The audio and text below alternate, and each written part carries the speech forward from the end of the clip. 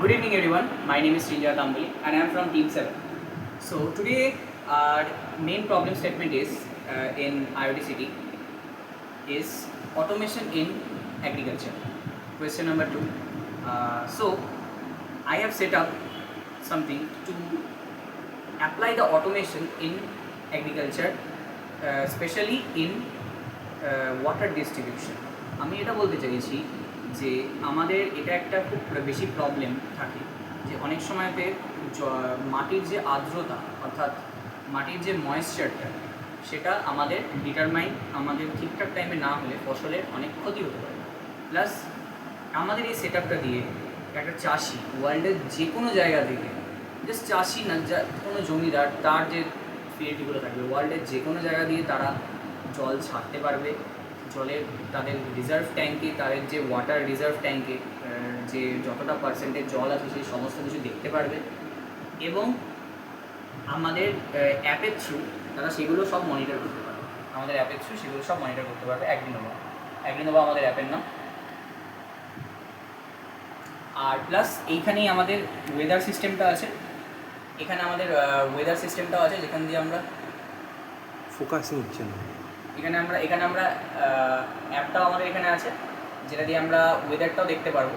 ফলে কী হবে, এটার সুবিধাটা কী হবে, এখন আমাদের অ্যাপে ওয়েদার ফোরকাস্টে কী দরকার না, যখনই কোনো দরকার পড়বে জল ছাড়া, আর যদি আমাদের মনে হয় যে এখন আগামী কয়েকদিন এখন খরা থাকবে, বৃষ্টি পড়বে না, তখন আমরা আমাদের অ্যাপেই সেটা চেক করবো আর আমাদের অ্যাপের থ্রুই ওয়াটারটাকে ডিস্ট্রিবিউট করবো।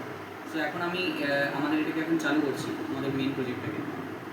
এটা বেসিক্যালি ফায়ার বেস দিয়ে কানেক্ট হবে আমাদের ইএসপিটা। এখানে আমি সুইচটাকে মেনলি অন করলাম। তো মেনলি স্টার্ট করার আগে আমি তিনটে জিনিস বলে দিই। এইটাকে আমরা ধরছি অ্যাজ এ আমাদের ফার্মটা, যেখানে আমাদের মেনলি ডিস্ট্রিবিউটটা হবে জলটা। আর এইটা হচ্ছে আমাদের রিজার্ভ ট্যাঙ্কটা, যেখানে আমাদের জলগুলো রিজার্ভ থাকবে। আর এটা আমরা ধরেছি যেখান থেকে আমাদের জলটা বেসিক্যালি আসে, নদী, নালা, সামথিং লাইক দ্যাট। ঠিক আছে, তো আমরা এখানে যেটা আগে করব সেটা হচ্ছে ফার্স্ট অফ অল তো এখানে দেখতে পাচ্ছি, আমি ক্যামেরাকে জুম করতে বলবো, এই জায়গাটা ট্যাঙ্কের হাইটটা দেখাচ্ছে 27টা সেন্টিমিটারে আছে। ঠিক আছে, এবার ট্যাঙ্কের হাইটটা তো সবসময়তে সেম থাকবে না।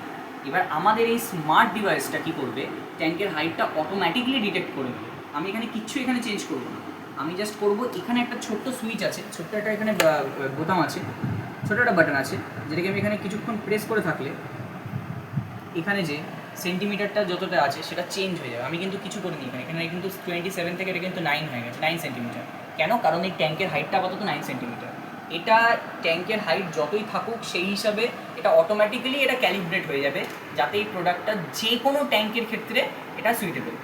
আমরা এখন 10 সেন্টিমিটার একটা 10 ফুট একটা ট্যাঙ্ক ইউজ করলাম, বা একটা 4-5 মিটার বড় একটা ট্যাঙ্ক ইউজ করলাম, আমাদের নতুন করে আবার সেটা কোড করতে হবে কিচ্ছু না, আমাদের সেটা বাটন প্রেস করে এটা অটোমেটিক্যালি ক্যালিব্রেট হয়ে যাবে। এবার এখান দিয়ে আমি কী করবো, আমি ক্যামেরাম্যানকে দেখাবো। এখানে ড্রেন ওয়াটারটা যেই আমরা প্রেস করব, আমাদের কী হবে, আমাদের মেন যে ট্যাঙ্কটা আছে সেই ট্যাঙ্কের মধ্যে জলটা পড়া শুরু হয়ে যাবে। আমাদের নদী নালা যেখান থেকে আমরা জলটা নিচ্ছি সেখান থেকে জল পড়া যেই স্টার্ট হয়ে গেল, আমরা দেখতে পাবো এখানে পার্সেন্টেজটা কিন্তু ধীরে ধীরে বাড়ছে। এখানে এই যে ধীরে ধীরে বাড়ছে। যেই এই পার্সেন্টেজটা 80, মানে আমাদের বেসিক্যালি ট্যাঙ্কটা যে 80%-এর বেশি যখনই ভরে যাবে, তাতে যেহেতু যাতে ওভারফ্লো না হয় তাই জন্য এটা অটোমেটিক্যালি বন্ধ হয়ে যাবে। যেহেতু ফায়ার বেসের সাথে আমাদের ইএসপিটা কানেক্টেড, তারপরে আমাদের এই যে এখানে অটোমেটিক্যালি কিন্তু এটা বন্ধ হয়ে যাবে জলটা ভরাটা। আমি কিন্তু কিচ্ছু করিনি। পার্সেন্টেজটা কত দেখাচ্ছে এখন, প্রায় এটা 86%। ঠিক আছে, 86% এটা ভরে গেছে ট্যাঙ্কটা, আমাদের ট্যাঙ্কটা অটোমেটিক্যালি বন্ধ হয়ে গেছে। এইবার আমরা যেটা করব সেটা হচ্ছে ফার্স্ট অফ অল তো আমাদের এটা হচ্ছে আমাদের ফিল্ড। ঠিক আছে, এখানে ফিল্ডে আগের থেকে জল ছিল, আমি পুরো এটাকে ড্রেন করে দিচ্ছি। এবার কী হবে, আমাদের এই যে পাম্পটা থাকবে, এই পাম্পটা আমরা যখনই চালাবো এই বাটনটা প্রেস করে ডিস্ট্রিবিউট ওয়াটার।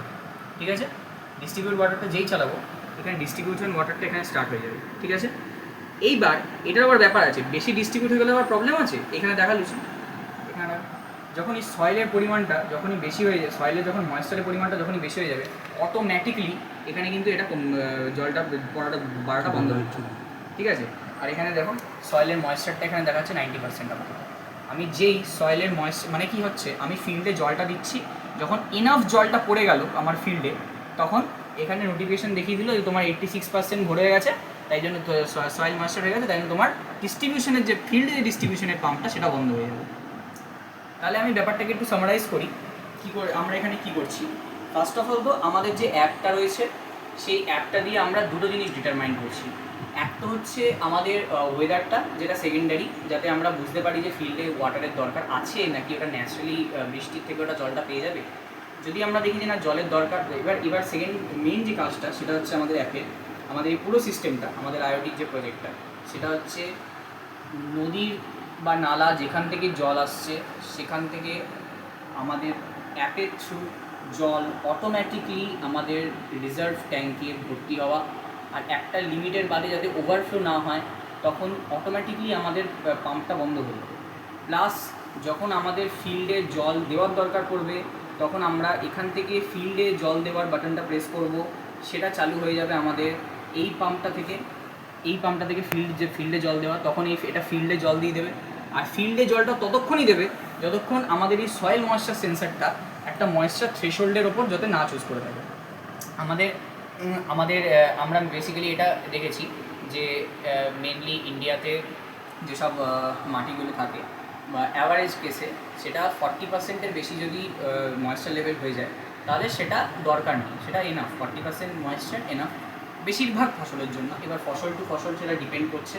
আমরা এখানে এআই অ্যাড করতে পারি, আমরা এখানে এআইএমএল অ্যাড করতে পারি, ইমেজ প্রসেসিংটাও অ্যাড করতে পারি, যাতে আমরা এক্সট্রা এখানে এটা আমাদের বেসিক্যালি কোডটা রেডিও আছে, আমরা আমাদের পিপিটিতে অ্যাডও করবো সেটা ইমেজ প্রসেসিংয়ের ব্যাপারটা, যাতে আমরা পাতার হেলথ, পাতার কন্ডিশন দেখে পাতা কতটা ব্রাউন কতটা ইয়েলো সেটা ইমেজ প্রসেসিং ইউজ করে আমরা সেটা কন্ডিশন দেখে আমরা বুঝতে পারি সেটা জলের দরকার আছে আপাতত, সেটা আমরা অটোমেট করতে পারি। কিন্তু টাইম কম থাকার জন্য আমাদের ব্যাপারটা একটু কনজেস্টেড ব্যাপারটা হয়ে গেছে। প্লাস আমরা ওই ইমেজ প্রসেসিং আর এমএলের ব্যাপারটা আলাদা আলাদা ফসলের জন্য আলাদা আলাদা ডেটা সেটা আমরা অ্যাড করতে পারি না। আর এখানে একটা ফিচার আমি দেখানোর চেষ্টা করবো, এই ওয়েদার অ্যাপটা অটোমেটিকলি এখানে আমাদের কারেন্ট যে লোকেশনটা, প্রথমে এটা কলকাতা আপাতত দেখাচ্ছে বাই ডিফল্ট, কিন্তু এটা যখনই ডাউন করছে, এটা যখনই হবে তখন এটা নিজে থেকে কিন্তু আমাদের জিপিএসের যে ইয়েটা আছে, এক সেকেন্ড এখানটা কাট করতে হবে,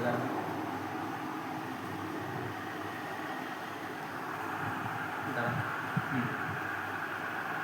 ক্যামেরাম্যানকে দেখাবো, ক্যামেরাম্যানকে বলবো আরেকবার দেখাতে। এখানটা আমাদের অ্যাপটা কিন্তু এখানে প্রথমেই চাইবে অ্যালাউ, তারপরে কিন্তু এটা কিন্তু অটোমেটিকলি এখানে এই যে ইয়োর কারেন্ট লোকেশন, আর সেই অনুসারে কিন্তু এখানে rain chance, wind, humidity, temperature সমস্ত কিছু দেখিয়ে দেবে আমাদের অ্যাপটার মধ্যেই। আমরা এখানে এপিআই ইউজ করেছি, এপিআই কি ওয়েদার অ্যাপসগুলোর, যার ফলে এটা অটোমেটিকলি ওয়েদারটার চেঞ্জটাকেও দেখতে পাচ্ছে। আমাদের আইওটি প্রজেক্টটা আমাদের যে ইয়েটা আছে, আমাদের টোটাল যে হার্ডওয়্যার প্লাস সফটওয়্যার সব মিলিয়েই একটা তৈরি হচ্ছে। আর যেহেতু সিমুলেশনে সমস্ত কিছু এক্সপ্লেন করাটা সম্ভব হতো না, তাই জন্য আমরা হার্ডওয়্যারটাকে বানানোটাই প্রেফারেবল মনে করেছি। Thank you for everything, thank you for